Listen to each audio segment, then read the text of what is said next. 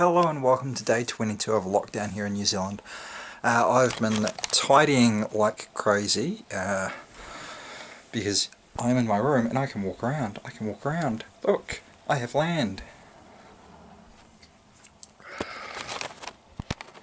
Yeah, little pockets here and there still to go, but it's not too bad. I'm less ashamed to show people, like now. So, one of the big things with being in lockdown is there are restrictions, like you have to stay here, you can go here, here and here, but then you've got to go back here. So, being stuck at home has been good and bad. It's been good in the sense that I'm safe, I'm contained, I'm somewhat occupied, and I'm away from, like, the odds of me getting sick are very, very, very low because I'm at home. So, like, there's a lot of good. Now, some of the bad is I would love to go to the beach, as I've mentioned before. I wouldn't mind going shopping to get some new shelving or something so that I can make this place a bit more functional. But I can't, so there are some negatives. But in the grand scheme of it, they are very, very minor negatives. Just think during, like, the Black Death, when everyone was dropping like flies, were they like, oh, I need to go buy a shelf? They were like, oh shit, I don't want to get sick and die. Which is sad, but yeah, tongue-tied already. Pandemics throughout history, you know, they don't have this luxury of, we can keep our population at home so they don't die, and then they can pay taxes later on and we'll make it all work out.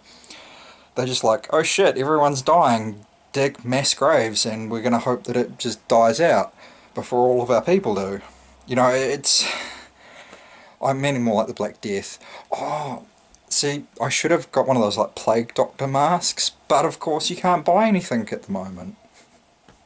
I'd love to talk about the, like, the Spanish flu and things, but I don't know a whole lot about it, so I can't really talk about it because I don't know anything about it. You know, it happened like 100 years ago. It did a lot of damage to people, it killed a lot of people, and it caused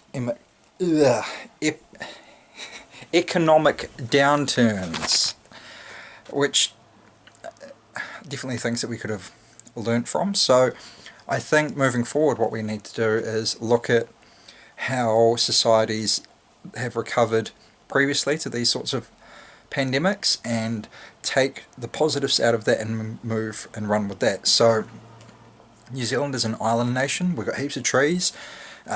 Let's sell our trees to people slightly cheaper because we've got heaps of them. It's probably not as simple as that. You know, there's going to be something small that we can do and be like, hey, let's do this. Or like the government's, like, I don't know, the government's got to do something because it's impractical for us to take on all, as a country, to take on all of this debt to support our population and then not have a plan, because, like, every life is valuable, and I truly do believe that, and I hope that you do too.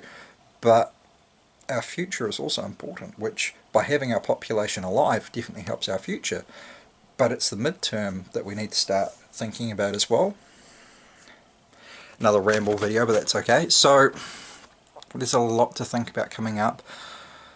We're going to be fine. My predictions would be the economy's going to be a bit weird. Inflation is probably going to go crazy. Very, very, very, very, very recently the minimum wage went up, and a lot of people are arguing that was bad. Now, that seems to be timed very, very well, because people are like, I can finally afford to live my life and not just go to work so, you know, so they don't die and they can buy food. So people are happy because they got that little bit more income because the minimum wage has gone up. And then this all happens, and now everyone's like, oh, we shouldn't have done the minimum wage increase. And then, like Parliament, they've all taken pay cuts. Now, I'm sorry, it's going to be long and rambly, but it's relevant.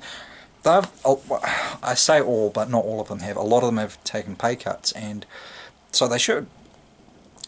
Someone in Parliament makes what would take me 15 years to make, and that's really sad. How can someone lead me and people like me if they have access to more like resources and that sort of thing?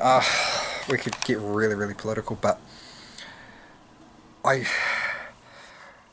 I hope that they're thinking about the common people, not just. I mean, yes, they are, because they've done wage subsidies, but are they thinking? I guess they have, because they've also kept us all home so we don't die. But you've got your common people who you're helping survive by keeping them home and paying their employer a subsidy so that they can get some money. Now, there are some employers out there that are making people redundant and still claiming the wage subsidy, and they are bastards.